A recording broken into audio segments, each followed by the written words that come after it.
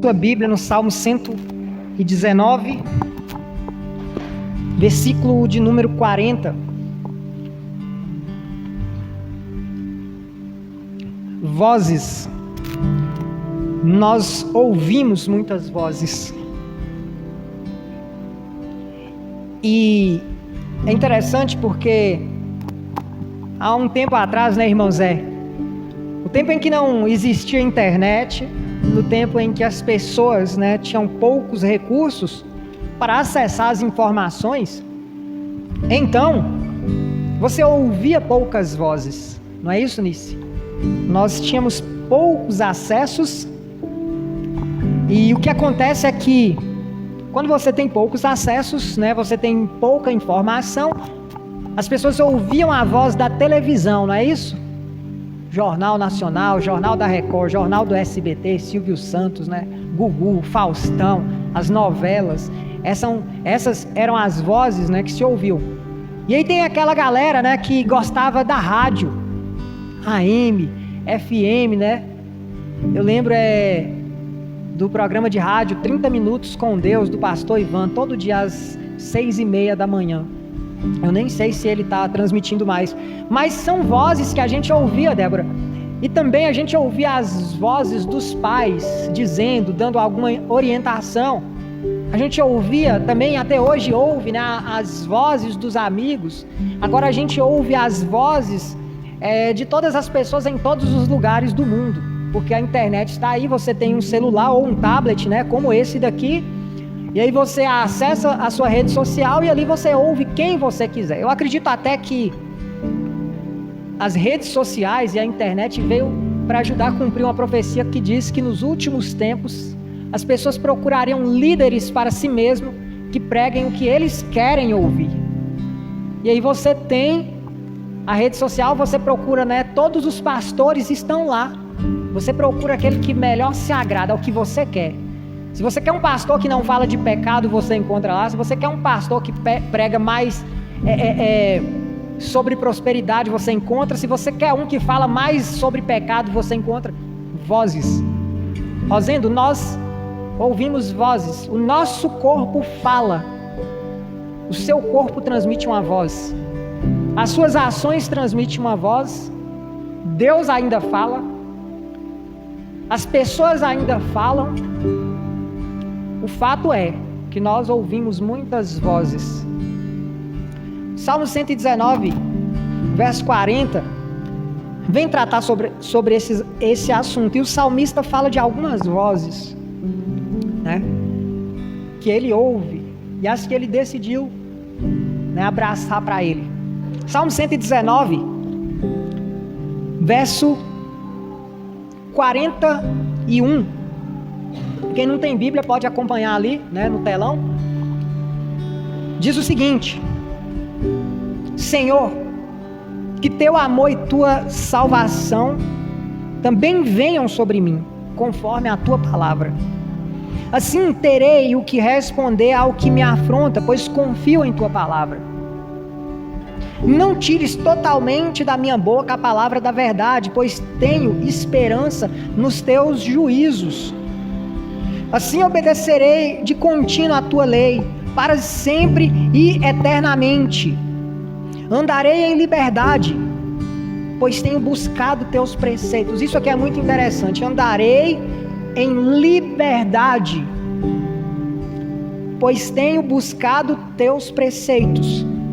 Verso 46. Falarei dos teus testemunhos perante os reis, e não me envergonharei. Eu me agradarei dos teus mandamentos que amo. Também levantarei as mãos para os teus mandamentos que amo, e meditarei nos teus estatutos. Se eu tivesse que resumir o Salmo 119 em poucas palavras, eu diria que a palavra de Deus é a vida do cristão. Nós julgamos na palavra de Deus encontrar, né, de fato, palavras que nos trazem vida, que revigoram a nossa alma, que nos dá um norte, que nos ensina a caminhar, nos ensina a tomar decisões, nos ensina a lidar com todas as vozes que nós ouvimos no dia a dia. Durante a semana você assistiu a algum discurso político, certo? Ouviu. Durante a semana você ouviu uma mensagem bíblica, certo? Ouviu. Durante a semana você ouviu alguma música, seja ela evangélica ou não, você ouviu.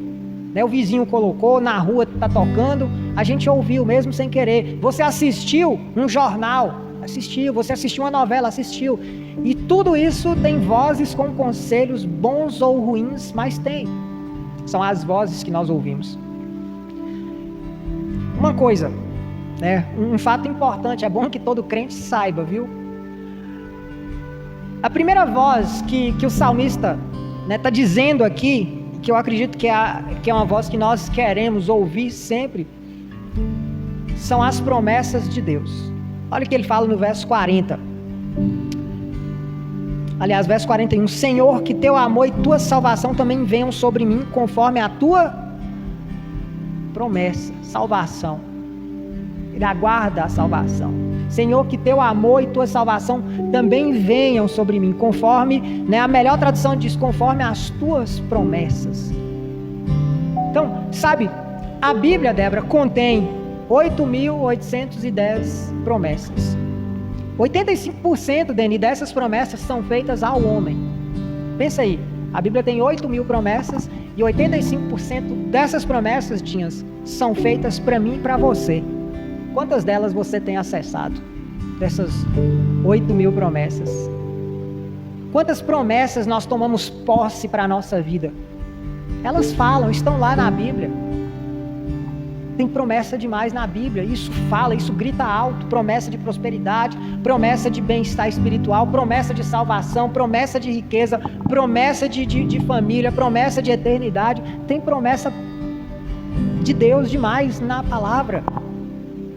Sabe, basicamente, se a gente tirar a conta desses 85%, que são feitas ao homem, dessas promessas, 85% são feitas ao homem. É umas 7.000 e tantas promessas. Cada cristão que tem a Bíblia na mão, ele tem essas 7.000 promessas de Deus sendo feitas para ele. A questão é, você está acessando essas promessas? É evidente que Deus faz essas promessas quando? Onde a gente encontra elas? Na palavra. Quando eu vou encontrar? Se eu ler, quando eu ler a palavra de Deus.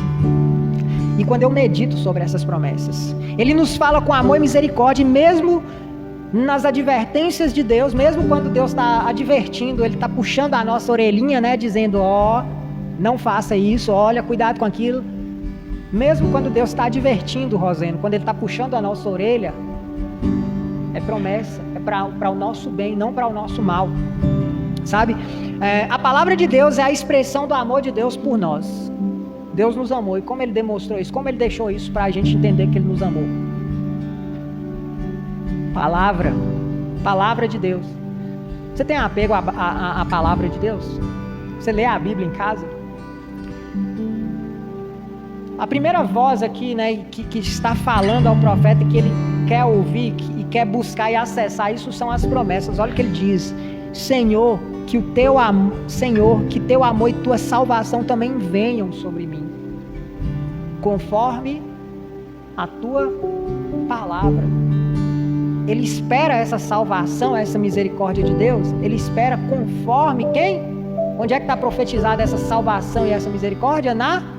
Nos livros que eles tinham, na palavra de Deus, o Pentateuco ali, a lei e os profetas. Hoje nós temos a lei, os profetas e o Novo Testamento. Gente, nós temos tudo. Não espere graça e misericórdia e salvação de algum pecador aqui dessa terra. Não espere. O meu Salvador e o seu Salvador é Jesus Cristo. Amém? Então, a segunda voz, e essa não é muito boa, mas é uma voz que fala, é uma voz que chama a nossa atenção. Se quiserem abrir aquela porta ali, Débora, pode abrir. Está fechada ali, mas bom que muito calor, né? Essa segunda voz que o profeta fala, é a voz dos inimigos do povo de Deus. A voz dos inimigos do povo de Deus fala. Nós temos visto essa semana, em Cuba, o governo cubano, mandou fechar uma igreja de 38 anos, justo Justo agora, a nossa igreja faz 38 anos. Lá em Cuba, uma igreja foi fechada. Uma igreja que tinha 38 anos. De certa forma, provavelmente, ela não quis, né, obedecer a alguma lei ali do governo, né? Talvez uma lei que fosse contra os princípios. Então, essa igreja foi mandada fechar. É a perseguição. É a voz dos inimigos de Deus. E nós temos os inimigos de Deus agora no nosso tempo. Vozes que questionam, né, os nossos princípios. Por exemplo, né, eu vou sempre bater nessa tecla. Você pode até falar assim, mas Robson é enjoado, ele fala isso sempre. Sou mesmo. E com razão. Porque tem muito crente abraçando essas ideias, essas vozes que são contra a palavra de Deus. Tem muitas vozes dizendo por aí que esse negócio de família tradicional virou coisa do passado, né? É coisa... É antiquada. O casamento é coisa do passado, né? Os bons costumes são coisas do passado. Eu vou dizer isso sempre, gente. São os nossos princípios, o valor do casamento, o valor dos princípios morais mais elevados. Religiosidade é coisa de gente antiquada. Estão dizendo isso aí o tempo todo. Olha essas ideias progressistas que são todas anticristãs. Começam lá na Revolução Francesa e chega aqui agora para nós com tanta força, sabe? Estão querendo legalizar aborto, facilitar o divórcio, sabe? Transformar o casamento em uma coisa totalmente pecaminosa e abominável para Deus. O casamento homoafetivo. Gente, a verdade é que os inimigos do povo de Deus estão clamando em alta voz contra os princípios do povo de Deus. Olha o que diz aí. Assim, olha o que o salmista está dizendo naquela época. Assim terei o que responder. Primeiro ele está falando, Deus, Senhor, que teu amor e tua salvação também venham sobre mim, conforme está profetizado, conforme o Senhor prometeu, que eu seja salvo, que eu tenha misericórdia do Senhor, conforme a tua promessa. E aí ele vai dizer, no verso 42, assim terei o que responder ao que me afronta, pois confio em tua palavra. Quando a salvação de Deus ela vem sobre mim, quando a misericórdia de Deus está sobre mim, sobre você, nós temos sabedoria para responder aos que nos afrontam. Como que eu sou afrontado? Tem alguém me parando aí no meio da rua e me xingando? Se isso acontecer, vai acontecer. Mas não é isso, a guerra é no campo das ideias. Eles entendem. O que os crentes entendem por casamento? Aí eles criam uma ideia deturpada disso e começam, né, a empurrar isso na sociedade. Eu criança, eu já assistia, né, confessando os pecados aqui, eu assistia as novelas da Globo e já sabia que tinha um tanto de coisa errada ali. Vai dizer que você também já não torceu, né, que a novela não colocou lá um casal, né, e aí aquele casal sempre tinha uma parte ruim, ou a mulher era ruim, ou o homem era ruim, e aí tinha uma terceira pessoa, né, ou que o homem gostava, ou que a mulher gostava, e vai dizer que você também não torceu, né, para aquele casal que era casado terminar e os dois, né, que estavam se flertando ali dar certo. Vai dizer que a gente já não pensou isso. Coisa de novela, estavam ensinando desde a década de 90 para nós como se divorciar por meio dessas novelas. É a voz dos inimigos de Deus clamando alto, de forma bem alta e clara. Eu estava conversando com alguém essa semana, Malhação. No meu tempo a gente assistia muito Malhação. Malhação já estava lá ensinando beijo gay, já estava lá ensinando a juventude, né, não ter santidade no que diz respeito à questão sexual. Estava tudo lá e a gente assistia essas porcarias. Não tinha sabedoria de Deus. E a voz do inimigo pega esses que não têm sabedoria e ó, essa é a verdade, gente. É isso mesmo. Deus, que eu seja salvo, que o Senhor tenha misericórdia de mim, conforme o Senhor prometeu, conforme o Senhor profetizou, para que eu saiba responder. E responder aqui é saber se defender dessas ideias. Eu não assisto, já tem muitos anos que eu não tenho esses canais abertos na minha casa. Ah, você é um legalista. Não, é porque eu sei o perigo que é. Então significa que eu estou admitindo que eu sou fraco, que eu não quero ter essas coisas, que eu posso ser influenciado por isso. Sem perceber, eu sou influenciado. Ah, não sabe por quê? A minha casa vive uma guerra, não sabe por quê? Eu quero te desafiar, desliga a televisão. Sabe, a gente vai pegando essas ideias, elas vão incutindo na nossa mente aos pouquinhos. Todo dia você assiste um capítulo da novela, né? E aí tá lá um homem querendo tomar a mulher do outro que é casada, uma mulher querendo tomar o homem da outra, né? Toda novela hoje, por obrigação, eles têm que pagar o pedágio ideológico, né? Toda novela, por obrigação, tem que ter ali um casal gay. Tem que ter gente, né, com essa orientação sexual. Então, o que acontece? São as vozes do povo de Deus que estão clamando hoje. E naquele tempo, né, o salmista já tinha o povo que era contra, já tinha um pessoal que era contra o povo de Deus. Sempre houve na história um povo que é contra o povo de Deus. Sempre, você lê a Bíblia, de Gênesis a Apocalipse, sempre teve um anticristo, uma ação anti-Deus, anticristo na história, tentando oprimir o povo de Deus. E é sempre um governo, um imperador, alguém assim.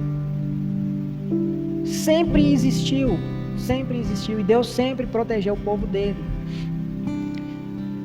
Sabe, como vimos anteriormente, o escritor deste salmo estava sendo oprimido por seus inimigos que mentiram sobre ele, difamavam seu nome e até ameaçavam sua vida. Nossa principal arma contra esses ataques é a espada do Espírito, que é a palavra de Deus. Efésios 6,17, abre aí, coloca aí Efésios 6,17 para a gente ver o que fala lá. Pois somente a verdade de Deus pode calar as mentiras do diabo. Você está vendo essas coisas que estão vindo aí, essas ideias descabidas de princípios morais? Como que eu vou me defender disso daí, Vanusa?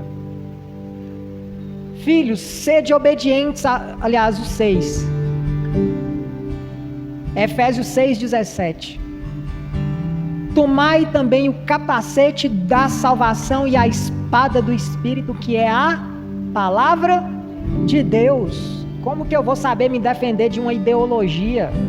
Hoje está muito em voga isso, ideologia. Como que eu vou saber me defender do comunismo, das ideias marxistas? Como que eu vou me defender dessas coisas que são essencialmente anticristãs? Como que eu vou me defender disso? Como que alguém se defende com a palavra se ele nem lê a palavra de Deus?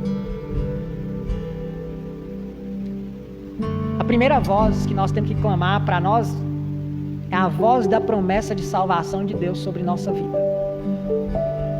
Sabendo que as vozes dos inimigos do povo de Deus estão clamando e bradando com força. O diabo tem levantado pessoas no mundo todo para falar contra os princípios de Deus, contra a palavra de Deus. São 28 países, 28 ou 27 países em que a palavra de Deus é proibida. A Bíblia é um livro proibido. Não se pode ter livro, não se pode ter a palavra, né, a Bíblia, como um livro físico, não se pode ter no celular, como aplicativo. E é proibido acessar na internet. É proibido carregá-la, é proibido ela existir nesses países. 28 países aí no mundo. E esse número aumenta, todo ano aumenta um ou outro país. Então, como que eu vou saber me defender dessas coisas se eu não leio a palavra de Deus? Outra voz que está falando aqui, que o salmista, né, ele deixa claro para a gente, é que o povo de Deus fala ao próprio Deus. Nós clamamos ao próprio Deus. Olha o que fala aí. Verso 46, ele diz: não tires totalmente da minha boca a palavra da verdade, pois tenho esperado nos teus juízos, assim obedecerei de contínuo a tua lei para sempre e eternamente. O povo de Deus fala ao Senhor: quando formos confrontados pelo inimigo, o Senhor não nos dará palavras das Escrituras sobre as quais nunca refletimos. Deus, o dia que você for confrontado, o dia que alguém apontar o dedo na sua cara e falar: você não é crente coisa nenhuma, você nunca leu a Bíblia, Deus não vai pôr palavra na sua boca não, viu? Você vai passar vergonha. Isso é verdade. Então leia. Então comece a estudar, comece a prestar atenção na palavra. Porque Deus não vai pôr na nossa boca a palavra que nós não estudamos, que nós não lemos. Mas se eu ouço bem a palavra, se eu sou um bom ouvinte da palavra, a fé vem pelo ouvir, e o ouvir a palavra de... Se eu sou um bom ouvinte da palavra de Deus, se eu leio bem a palavra de Deus, o dia que o diabo te confrontar, o dia que o diabo usar alguém para acusar você, Deus, o Espírito Santo de Deus vai colocar a palavra de sabedoria na sua boca, na minha boca. Eu tenho orado: Deus, não deixe as minhas palavras caírem por terra. Deus, me dá sabedoria para eu responder Esses dias meu irmão, né, chateado com as coisas, umas leis que ele está vendo aprovar, e ele falou assim, não, a gente tem que tomar providências, e ele ficou com as ideias assim, né, e nervoso com aquilo, e aí eu falei, não, calma, não é assim. E aí ele mandou uma mensagem para mim, não, a verdade é que pessoas assim como você, crentes, vocês são muito pacifistas. Tem hora que a gente tem que tomar uma atitude mais radical. Então, Vanusa, aí, né, eu entendo, assim, o descontentamento, ele é um pai de 2 filhas, né, e tal, e ele ficou estressado com aquilo. E ele falou assim, tem hora que eu acho que vocês são muito passivos. A gente tem que tomar umas atitudes um pouco diferentes às vezes, né. Eu falei, a Bíblia diz, né, é o meu irmão mais velho, eu falei, Edivan, a palavra de Deus diz, bem-aventurados pacificadores. Bem-aventurados pacificadores. Eu não fui chamado para travar uma guerra com ninguém. Nossa luta não é contra nem carne nem sangue, Edivan. É contra principados e potestades. Essa luta se ganha com a palavra de Deus, no bom argumento, na oração, na leitura da palavra. E aí ele não respondeu mais nada, ele falou, você tem razão. E aí ele largou para lá essa ideia, sabe, de ficar estressado com essas coisas. Mas o fato é que, sabe, Débora, é nesse momento que alguém vai dizer, Débora, crente tem que tomar uma atitude diferente, crente tem que ser assim. Aí você vai lembrar, Deus vai colocar na sua mente, né, de uma forma doce e suave, você vai entregar, vai falar da palavra de Deus para a pessoa e ela vai mudar a mente dela. Eu falei de forma tranquila, eu percebi que ele estava estressado, né, esse meu irmão, e nervoso. E aí eu falei assim, olha, nós cristãos temos que ser pacificadores, é o que a palavra de Deus diz. Nossa guerra não é contra essas pessoas, não. Sabe, é a sabedoria. Deus faz a gente lembrar, irmã Dal. Deus coloca, você está ouvindo a palavra aqui, você vai ter um problema lá dentro de sua casa, você vai lembrar do que você ouviu no culto. Você está lá na rua, alguém, né, te estressou, alguém veio com um assunto. Um dia eu estava, sabe, fui mandar o chaveiro fazer umas chaves para mim. Olha só, o cara veio falar comigo de casamento, né? E me pediu lá, falou, e aí eu lembrei da palavra de Deus e falei, olha, na palavra de Deus fala assim, assim, assim, assado. E aí ele tirou umas dúvidas que ele tinha e falou, realmente você está certo, eu preciso fazer a coisa correta. Um senhor já de idade, Deus faz a gente lembrar. Nós precisamos falar ao Senhor, nós precisamos ouvir a voz de Deus, orar a Deus, buscar de Deus essa sabedoria, né? Porque a voz do inimigo está clamando. Eles estão usando as músicas, olha essas músicas que tocam aí na rua. Olha, isso tem algo espiritual, gente. Escuta. Eu vou botar lá no grupo da igreja um vídeo de Alexandre Abozan, que é um grande baterista missionário, e ele falando sobre os ritmos da música que invocam demônios. E como o nosso Brasil está cheio dessas músicas, né, que fazem as pessoas serem possuídas por um espírito de pomba-gira. Sabe? São as vozes do inimigo. O povo de Deus fala ao Senhor. Quando a gente é confrontado, Deus, né, nos dá essa sabedoria, a gente fala de Deus. Outra coisa, outra voz que... essa é forte, essa é muito forte. A nossa ação, as nossas ações são uma voz. As nossas ações são uma voz, é uma voz, a minha ação, a sua ação é uma voz que fala mais alto do que as suas palavras. Tem uma frase muito interessante que diz o seguinte: suas ações falam tão alto que eu não consigo ouvir as suas palavras. As suas ações falam tão alto que eu não consigo ouvir as tuas palavras. Ou seja, seu testemunho, ele diz mais do que suas palavras. Imagina que se eu fosse, né? Ainda bem que eu não sou, mas imagina se eu fosse um homem que vivesse dando mau testemunho na rua e do domingo eu viesse aqui pregar para vocês. Alguém ia acreditar em mim? Claro que não. Porque minhas ações falam mais alto, estariam falando mais alto do que as minhas palavras. A sua ação, o seu testemunho fala mais alto do que suas palavras, pode ter certeza. Por isso que a palavra de Deus diz que muitas mulheres vão ganhar os maridos sem dizer uma só palavra. Uma só palavra. Como? Que milagre é esse? atitude, a ação, o testemunho, a forma de falar, o respeito, o bom testemunho.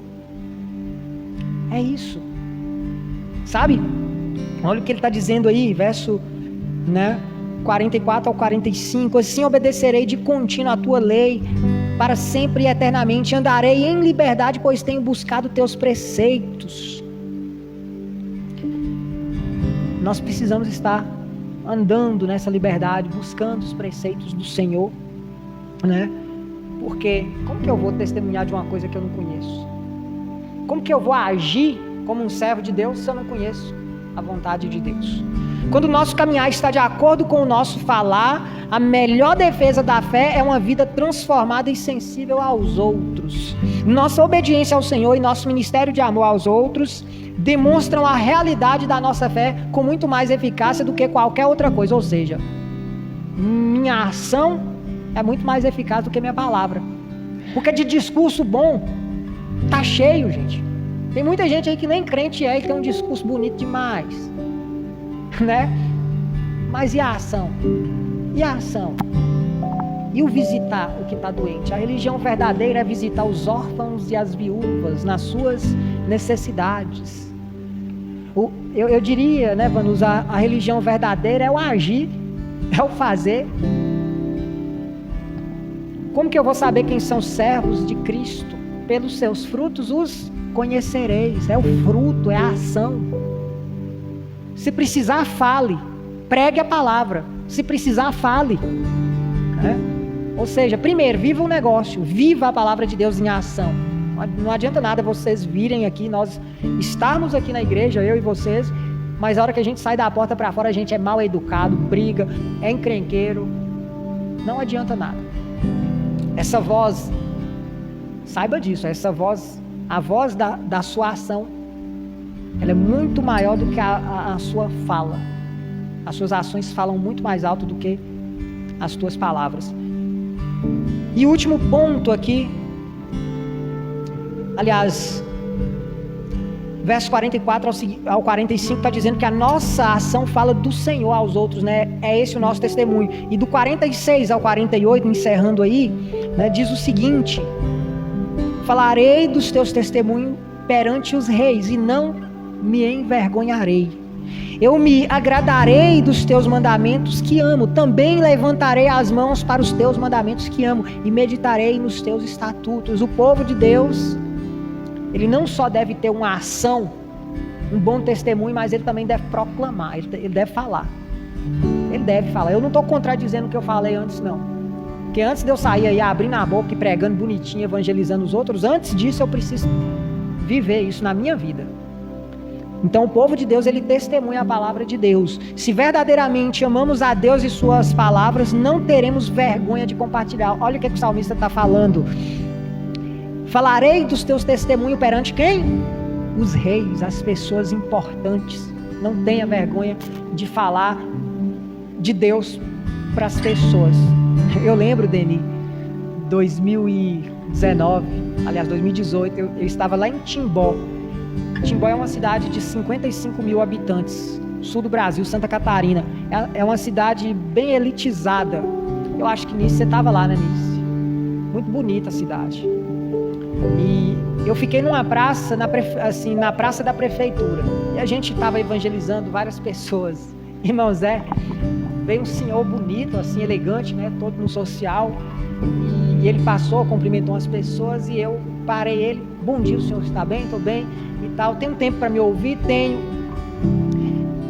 Aí ele cruzou os braços assim de uma forma bem educada, né? Ele ficou assim, né? E me ouviu. E eu preguei o evangelho para ele. Preguei.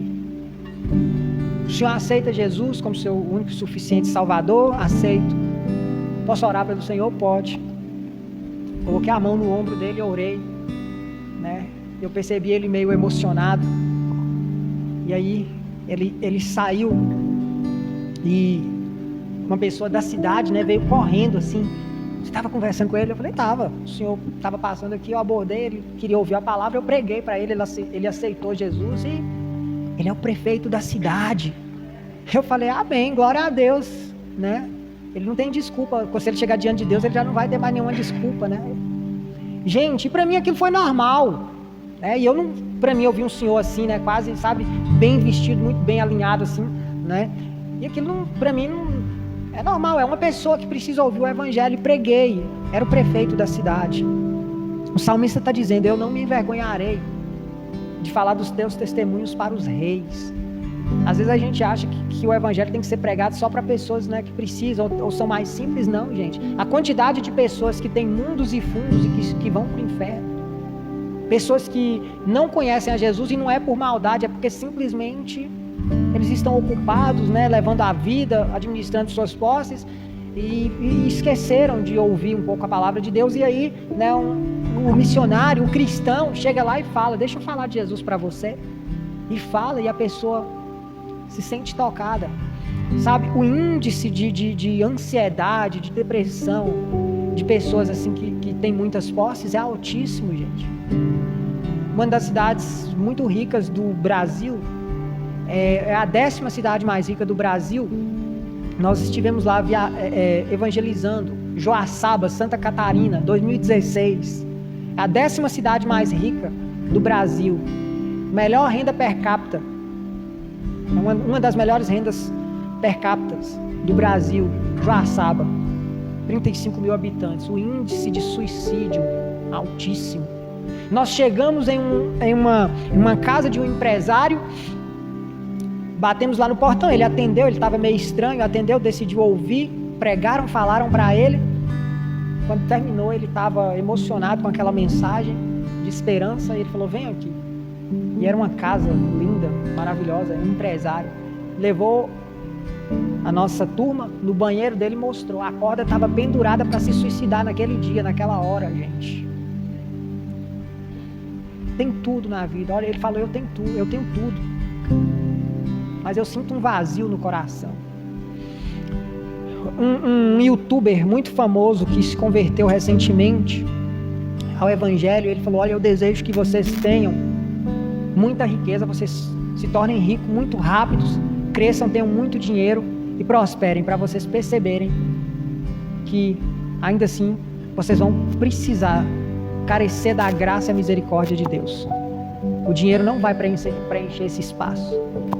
Então, essas pessoas precisam, todas as pessoas, tanto o pobre como o rico, como o médio, todo mundo precisa ouvir a palavra de Deus. E o povo de Deus testemunha, ele deve testemunhar a palavra de Deus. Nós somos uma voz, né? Nós somos uma voz. Nós temos a promessa de Deus, que é uma voz poderosa para a nossa vida, uma promessa de salvação, de misericórdia e graça sobre as nossas vidas. Do outro lado, nós temos o inimigo, clamando ferozmente, ensinando a ideologia de gênero, ensinando através das músicas, através das novelas, como destruir o seu lar. Toda vez que você ligar lá numa novela qualquer que seja, lembre, isso aqui é um manual de como destruir a família, ou filho, ou o que quer que seja. Nós temos aí tudo, né, de ruim, clamando em alta voz contra o povo de Deus. Nós temos o povo de Deus clamando ao Senhor, é a nossa voz, nossa, para o nosso Deus. Nós temos as nossas ações, que é uma voz poderosíssima, que fala muito mais alto do que a nossa própria palavra, é o nosso testemunho. E nós precisamos, gente, evangelizar. Nós ainda não fizemos isso daqui, um momento em que a gente se junta aqui e vai na praça ali, tocar um violão, cantar uma música, pregar para as pessoas ouvirem. Mas nós vamos fazer isso. Vai ter um tempo, a gente vai tirar um tempo aqui, ó, galera, vamos, um domingo de manhã, vamos fazer uma visita aqui ao redor, orar com o pessoal, a vizinhança, vamos fazer isso? Vamos. Nós precisamos fazer isso. Nós precisamos sair das 4 paredes. São as vozes, né? Qual é a voz que está falando ao seu coração? Né? A sua ação é uma voz boa ou uma voz negativa? Né? A sua ação, ela depõe contra o reino e contra você mesmo? Ou ela diz muito bem a respeito do reino de Deus? Você tem ouvido a voz de Deus quando você abre a Bíblia? Você tem aberto a palavra de Deus para ouvir a voz de Deus? Amém? Eu vou deixar essas perguntas no ar. Você é que responde. Que Deus nos ajude a ouvir a voz dele, as promessas dele, que ele nos ajude a ser uma voz nesse tempo, né, difícil da nossa sociedade, e que nós tenhamos sempre um coração sensível à voz do Altíssimo. Amém? Vamos ficar de pé.